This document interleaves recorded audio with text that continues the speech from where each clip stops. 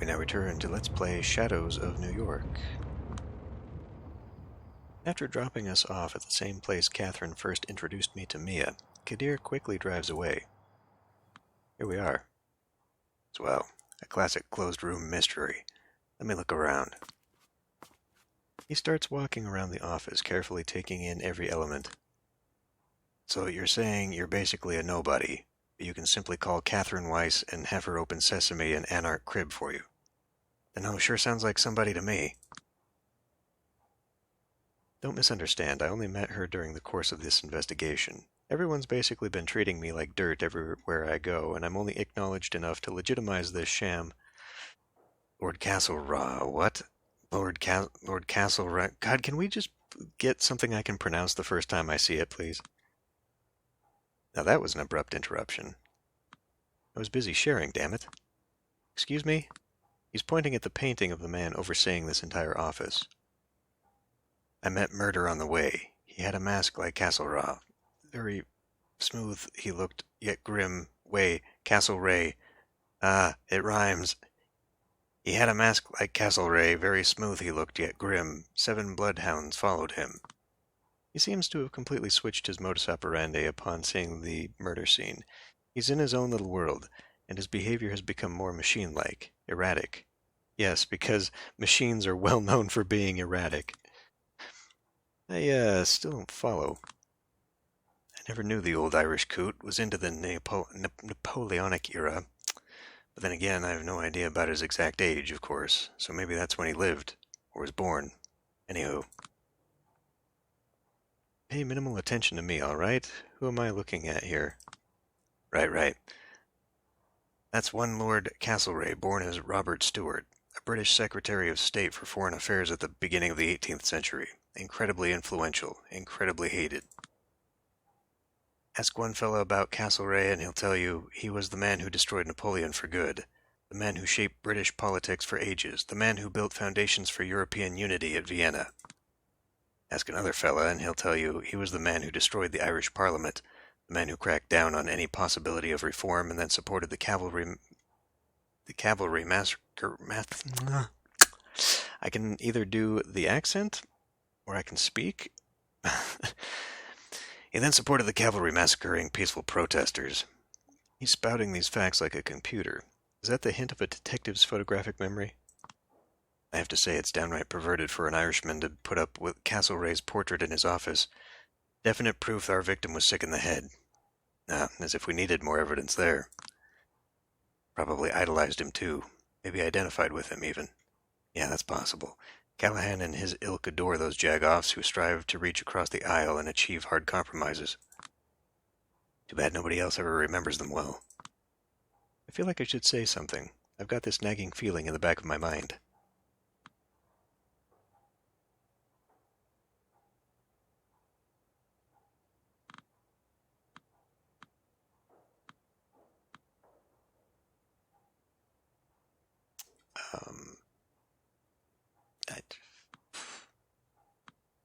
I don't know. I mean, what... I seem to have missed a clue in his rant there as to what was important. How did he die? He committed suicide in the 1820s. His family took every sharp item away from him, but he was, well, dedicated. Why'd he do it? Pressures mounting from all sides, deserved hate coming from all sides, plain old overwork. Also might have gone nuts. Kept saying he saw ghosts, otherworldly silhouettes were guiding him, yada yada. An unpleasant feeling grows in my stomach. Also, there's a rumor someone was threatening to expose him as a homosexual. Having to choose between being publicly denounced and ending it all by his own hand, he chose the latter. Well, that's just depressing. Maybe, but the silver lining is it couldn't have happened to a nicer fella. He stops above Callahan's corpse and laughs. Posterity will never survey. Yeah, a nobler grave than this. Here lie the bones of Castlereagh. Stop, traveler, and piss. He kicks his bones with glee, causing me to jump a little. Is he still under the influence? Isn't that tampering with the crime scene? Kiddo, as far as I can see, this crime scene has been fucked with 3 times over. Can't really be ruined more than it already has. I agree, but it looked about the same the last time I was here. Then it was already a total mess before you ever got here. Whatever. Standing by the metal shutters on the windows, he abruptly changes the topic. Lightproof. Have you toyed with these? No. In general, I avoid machinery like that. It doesn't like me, and I don't like it. They don't like you? They don't work properly. It's like I give technology an allergy. Sometimes industrial cameras mess up my face, sometimes I can't use a phone. You'd think I could be useful, but it's just a curse. I see. You think these blinds could have been the murder weapon? I mean, he didn't turn to dust, so... I guess I did kind of wonder about that earlier, but he didn't turn to dust, so... Although he is only half a corpse, right? Maybe he got his legs? I don't know. Yeah, I did entertain the possibility. Would make sense, wouldn't it? Let's say for some reason our stiff was standing there as the sun was rising. Maybe staring at poor old Castlereagh looking for a soulmate to accompany him to the other side. Yet another guy pushed to suicide by politics. Pretty old school, romantic, yada yada. Or maybe it was torpor. Or maybe it was a freak accident. Or maybe it was premeditated. In any case, sunlight would be a perfect murder weapon, no? He takes off the mask to shoot a disfigured smile my way. Well, that's just a theory anyway. Well, it sounds sound. Does it? Because I was just spitballing. It's almost like I'm drunk when I'm reading this stuff. It's practically impossible to make certain now, kiddo. The most logical cause of final death would be damage to the heart. That can easily be done without damage to the skeleton. And he sets off with a wink. Where's he playing at here? The safe. Anyone make a crack at it yet? As far as I know, only Callahan knew the code, and the safe itself is pretty hard to crack. Watch me, kiddo. He presses an ear to the safe and slowly begins to rotate the dial. Stop clowning around. You're a safe cracker now? When you're cursed with countenance such as mine, and you decide on a job such as mine, you gotta be a jack of all trades. Yeah, but still sounds pretty hard. Last year there was a random feller visiting a heritage museum in Alberta. Found a safe that hasn't been opened in 40 years. Not a single specialist, nor even a blacksmith, could have handled it. The man just studied the numbering, listening closely to the mechanism, attempted the most sensible combinations, and voila, the unthinkable happened. That's where just trusting your instinct gets you. Too bad he found nothing inside but an old pay sheet. Metallic screech, the doors open. I'll be damned. That looks like we got the same case here. Confetti.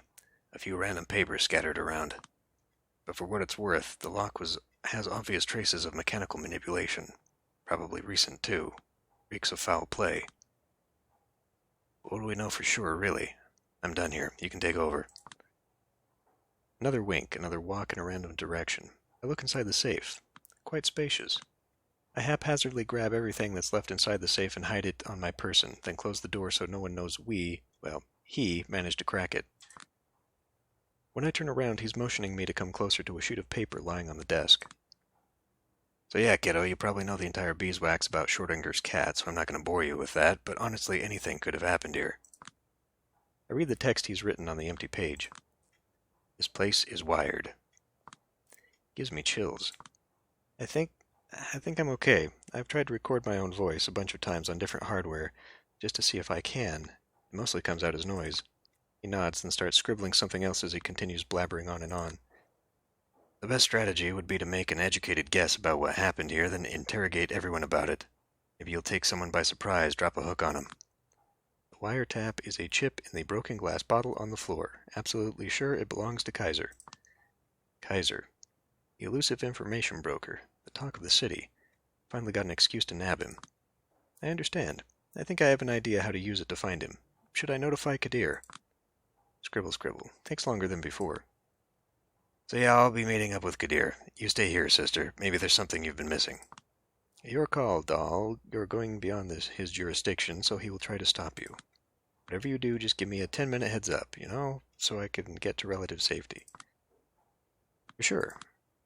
It's back into the sheriff's custody for me. See you around, Julia. Sorry this old codger couldn't have been more help. I am off-put by the British slang and terminology.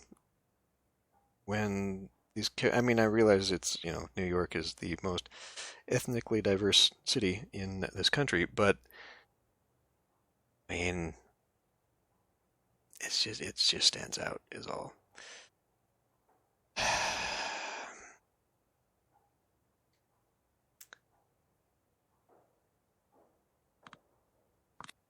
Whatever I got was plenty.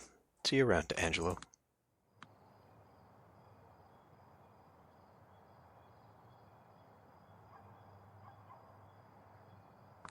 I forget that I have to do this because this doesn't actually trigger the next bit of dialogue. I've got a plan. Now all I need to execute it is a clueless bystander.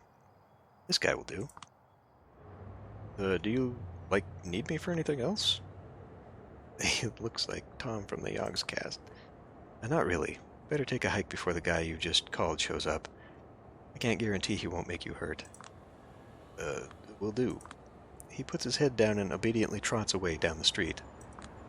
I might have messed with his head a little too much using my wily kindred charms, but I needed him to tell Kaiser where I want to meet. Quite clearly, multiple times. I would have given him the kiss as thanks, at least, but I told the big man I won't be here all night and that he'd better hurry up, so I want to be ready whenever he comes. Less than 15 minutes later, a menacing black limo takes a sharp, fast turn onto my street and stops right in front of me. Suddenly, something like an acid flashback hits me. I know this limo. I've seen it all around over the past few days, but never thought it might be tailing me. Still, it must have. Looks like I'm finally about to get some answers. Doors open, and a raspy voice comes from inside. Get the fuck in, Zawinski.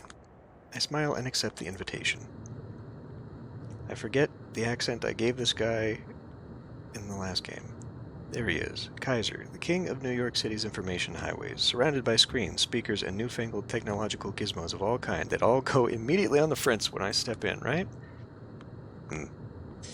His impression, he's one repulsive son of a bitch. Angelo was also a sewer rat, and he might have had similar physical disadvantages, but at least he was wholly endearing. With this guy, there's no room for any kind of sentiment. He's inhumanly cold, and I get the feeling he's been like this for ages. I think I tried for something in between German and Italian, but I have no idea. I just throw a little bit of this on it, and then now we're doing the French accent. I don't know. You're getting on my nerves, little lady, and I'm far from being the only one. I get the sense he meant for all this to be threatening. Instead, I'm elated. After a week of running around like a headless chicken, unsure if I was getting anywhere, finally I get a compliment. If there's one thing I learned back in Lodestar, it was that you only know you're doing your job correctly when someone powerful gets visibly mad. I have no idea what you mean. No need to play dumb, especially considering you're unnatural. The art hole, double spiral, the SI, Torque's den. How does it feel to have made enemies absolutely everywhere? He scoffs at me with pure contempt. Listen, I will speak as plainly as humanly possible to get this through your little head, since it's obvious you are not willing to read the obvious signs. You are hired for one job, or for one thing, and one thing only, little lady, to suck at your job, and you can't even do that correctly. People keep stopping by my limo this week, telling me, Kaiser, dear Kaiser, we keep trying to make her understand how hopeless she is, but she just won't get a clue. She doesn't have any evidence, she doesn't have any testimony, but still she goes around knocking on everyone's doors, causing disturbances. Such a fucking headache. Usually I try to be a jovial host, so I cheer them up. She's not that much of a dunce, I say. She's making mountains out of molehills to make herself seem useful, I say. She's about to stop. But you, in your infinite idiocy, decided to prove me wrong in the most spectacular fashion. By knocking on my very own door, forcing my hand, threatening me, even. Are you autistic or something, huh? I mean, I feel like this guy, being his age, would not use modern slang in that regard, especially since autistic has now become the new retarded. Can't read basic fucking social clues? Stop for 1 second and ask yourself, cui bono? Who even fucking wants you to solve anything, let alone this case? See, this city has a delicate system set in place. Usually it's flawless, but ever since you started tinkering with it, it's been having these irritating malfunctions. It's driving people... Are you done? A weird, disgusting sound, something between a gargle and a bark, escapes his throat. Unbelievable. All I'm hearing is that you're in possession of some information that might help me solve the puzzle I was presented with. If that's the case, I'm going to ask you to share it. I swear you're absolutely irredeemable, you fucking garbage dump of a woman. How do I get through all the rubbish in your head to drive my point in? Don't you know who I am? I want to see your manager.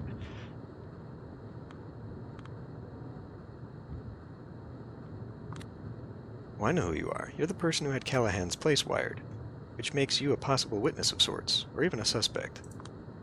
For Christ's sakes, woman, get real. Even if your accusations were correct, then who, pray tell, who would you report them to? Do you even know what kind of people I answer to? No. Care to acquaint us? Is that really what you want? You want to know who pulls the strings? Give me 10 minutes and I can arrange a meeting. This is your last chance to turn back. If you don't, I can tell you now, you're going to be sorry. The big kahuna? Finally, now we're talking. Yes, the big kahuna. So, this is your final answer, huh? Absolutely. Unbelievable. He takes out his phone and begins furiously typing. I relax in the seat. Finally, we're getting somewhere. It might be dangerous, yeah, but at least I will finally get a clue of what's going on. I'm just saying, this is the point of no return. My boss doesn't fuck around. Best case, you're going to beg him to take you in. Whatever. He keeps grumbling under his breath, but I'm not even listening. I just watch the streets go by. Until, out of the blue, I experience a strong sense of foreboding. I first spot her in the corner of my eye. She's hovering right next to Kaiser, with an expression that's impossible to discern.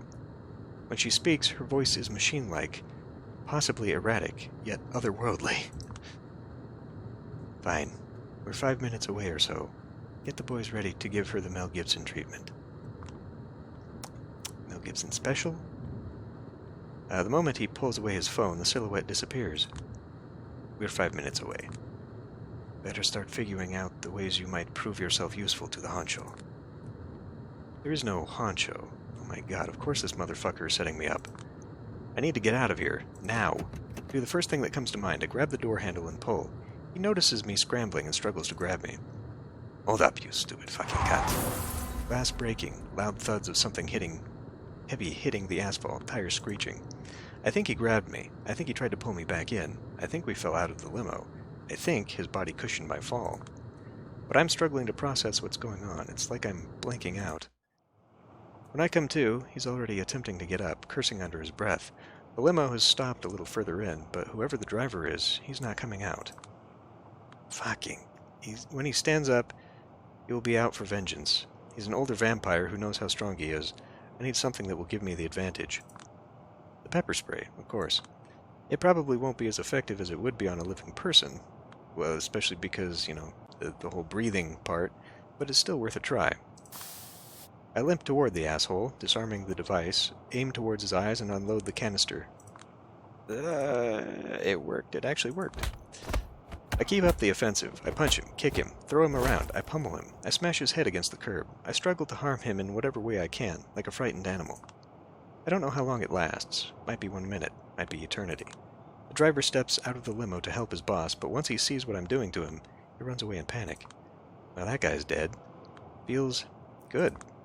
Feels absolutely horrible. Once I'm done, I sit on the curb and scream my lungs out to avoid crying. Then I look at him. He seems shocked, barely hanging on. I know what I've done was extremely stupid. I did hear how he's one of the most influential figures in the city.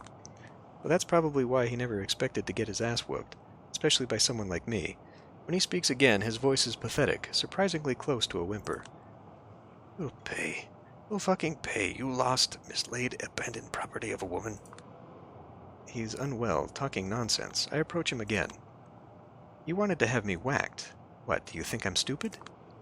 You needed to be taught a lesson. Well, would you look at who ended up teaching who?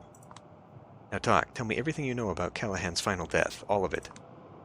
Go to hell, you fucked me up. However bad you want, I'm still not going to tell you shit. You try anything, there will be consequences. There will be retribution. There's a church behind us that I'm pretty sure is an SI headquarters. My mouth is shut. It might be my last chance to solve this case, but if I don't force him to talk, he won't. There's a burgeoning thought in my mind, but it scares even me. Do I dare push him to the edge, make him suffer until he squeaks? I'm not into the bad cop shtick.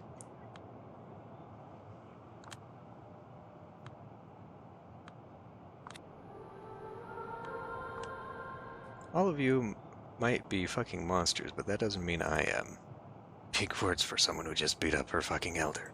But I didn't kill, which means I didn't cross the threshold there. I'll still get back at you. I'll appeal to whoever I can. Yeah, sweetheart, whatever. See, that's the good thing about being the lone voice of dissent. It's a mutually beneficial deal. One side gets the unearned moral superiority, the other side gets no resistance whatsoever. Oh, I will resist, by whatever means necessary. Spare me. Tomorrow night you will see the compromise that everybody agreed on long ago. Progress is coming like a train. If you want to throw yourself on the tracks, be my guest. I'd love to watch. Tomorrow night? Why tomorrow? Julia. I look back over my shoulder and see Kadir. Kadir? Bloody hell, what is wrong with you? Why does he look like that? This is why I didn't want you to get involved. I had a hunch. A hunch that the moment you get a whiff of true power, all brakes will be off. Look, you're talking nonsense. You're out of your damned mind. I should have you in for a potential masquerade breach. Let me explain myself. This ugly fucker tried to have me beaten, maybe even killed. Don't you care about that? I have no idea, Sheriff. No idea. She's dangerous, psychotic. I'll take care of you in a moment in my car, Kaiser. Hold on. I'm not done questioning him yet. Looks like there's a major conspiracy to... I'm going to have to ask you to leave, and you're going to be glad I leave it at that. If you do that, I'm going to have to assume you're complicit. That's worth 2 strikes in my book. You don't want to risk a third. So that's that. Tell me, what was all my footwork even for? We'll be seeing each other, little lady. Can you hear this? Go home, Julia. But go home. Fine, I will. But before I do, I'd take a quick peek into Kaiser's limo, still abandoned a little further down the street. I skipped the church visit again tonight. I want more time to finish this report. Who knows, it might be my final one. I want to spend more time with Dakota. Yeah, just forget about the rest of the world. A lot happened tonight, but I can still manage to be at our apartment an hour earlier than usual. She should be glad. I sneak into the apartment as silently as possible, trying to surprise her. When I reach the bedroom, I see something unexpected. It hits me like a ton of bricks. At the beginning, I can't properly parse the sight. But when I finally understand what I'm looking at, it causes a wave of terror and disgust to swell up inside my chest. What the fuck? She's shocked to see me, doesn't know what to do. She's like a deer in headlights, or a schoolgirl poorly trying to hide her misdeeds from a teacher. You're early. Yes, I am. These are my clothes, Dakota. These are my cigarettes. That's my jewelry on the table. Yeah, I was, And I'm pretty sure, God Almighty, I thought I was just being neurotic whenever I noticed something dreadfully familiar in you. I can explain. Please, do explain. A good 10 seconds of awkward silence pass. I can see her spending an eternity in her head. This isn't what it looks like. Oh my God, it is exactly what it looks like. I'll just come out and say it. Dakota, are you single white femaling me? It all makes sense now. No, come on, no. I thought I was the leech in this relationship. We watched that movie together. We made fun of Jennifer Jason Leigh together. A roommate stalking and imitating her own roommate. Ha ha ha, what a concept, right? But I was being fed on in a far more sinister way without knowing it. Don't be silly. Silly? I've never ever been this serious with you. So whenever she put on my makeup, whenever I used her as a mirror, was she always hyping me up because she wanted to live vicariously through me? So many little things make sense in retrospect. The little ways you kept modulating your speech after me, the weird ways our tastes would always be compatible, some of your art feeling so familiar. None of it would trigger any alarms by itself, and yet she's as humanly embarrassed as possible. Juliet, listen. Don't fucking touch me. I can barely think of anything more repulsive than being put on a pedestal like this. It's like the other person is begging me to perceive them as someone worse, if not outright subhuman. Don't be like this, just don't. You know, this would probably be infinitely more palatable if you talked to me like a person here and not like, I don't know, your fucking mommy. You know what? Fuck you. I've been locked in this apartment by myself because of all the pandemic shit going on. It's fucking me up. I know you have it hard right now, so I didn't want to bother you. Yeah, I was counting on you to ask how I'm feeling. Babe, how's your work-life balance? Aren't you feeling claustrophobic? Hey, is it just me, or is our drug supply weirdly shrinking too fast? But no. You are too much of a self-centered bitch. You regularly suck me dry, and it's okay, but the moment I entertain the thought of taking something in return, I'm crossing the line. Oh no, I'm a member of an immortal elite secret society. It's so hard to cope. Dakota, whenever I gracefully decide to visit our apartment, let's just do what I enjoy until the pain stops. Fuck you. Fuck you, sincerely. Fuck you, fuck you, fuck you. There's nothing you can do but take, and you should have learned by now that just taking won't make you happy, you big dumb bitch. Stop. I don't know what to say. I feel disgusted, both with her and myself. I mean, we probably could have seen that this was a toxic thing from the very beginning of the game, but... Dakota breaks down crying. She grabs a jacket and a purse, then runs out of the apartment. I don't try to stop her. I stand there for a short while in silence and then lock the door. Did she take her keys? I don't know. I don't know if I care. I desired for someone else, not for myself. For a way to open a different world, not get locked back in mine. I collapse onto the soft bed. I smell her perfume. I always liked it, but now it makes me slightly nauseous. I try not to think of Dakota. I think of Kaiser. I think of Kadir. I think of Callahan. No matter what I think of, I sense doom. I feel that I've just sealed my fate, whatever it may be. Everything fucking sucks. I mean, to be fair, I did make this choice very early in the game. What did that say? No more human, still humane. Okay. Those traits are kind of a mess. But then again, I guess so is she. Back into the void. Back into the void. And that's where we're going to end this. Does this look like we're stalking her? Oh no, this is the... I'm surprised I actually get a second chance at this event. Okay, well, anyway, we'll do that next time.